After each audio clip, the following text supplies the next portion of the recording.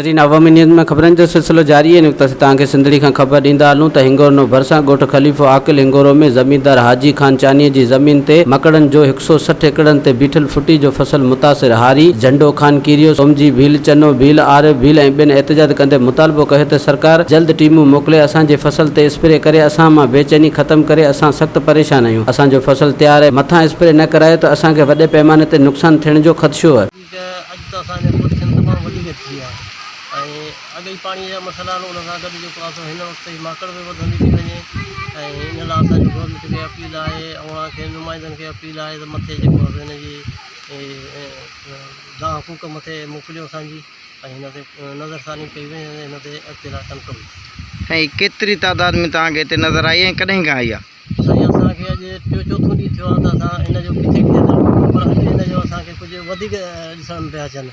हिन वक़्तु असांखे आई आहे त तक़रीबन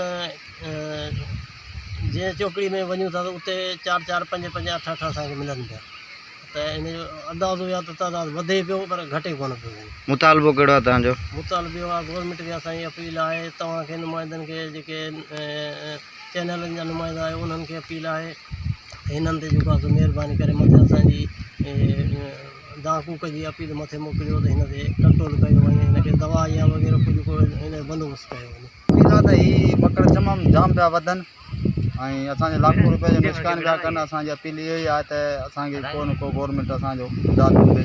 त फसल जो जाम नुक़सान पिया कनि। असां पहिरीं शुरू में ॿ टे दाणा ॾिसंदा, हींअर बुड वग़ैरह फुटी वग़ैरह कढूं था त हर वाण में हिकिड़ो हिकिड़ो वेठो आहे। थी सघे त इहो वधी वञनि त उन जे करे असां इहो अपील आहे गवर्नमेंट खे त असांजे को मसइले जो हल कयो वञे। मकड़ जाम अची विया आहिनि, असांखे नुक़सान जाम थिए पियो आहे। हिन जे लाइ तव्हांखे चऊं था हुकूमत खे कुझु चओ त हिन जे लाइ को दवा या अहिड़ो को प्रोग्राम त असां हिन मर्ज़ खां बचाए। वधीक ख़बरनि ऐं तफ़सील लाइ विज़िट कयो अवामी news Facebook page, YouTube page ऐं अवामी न्यूज़ वेबसाइट।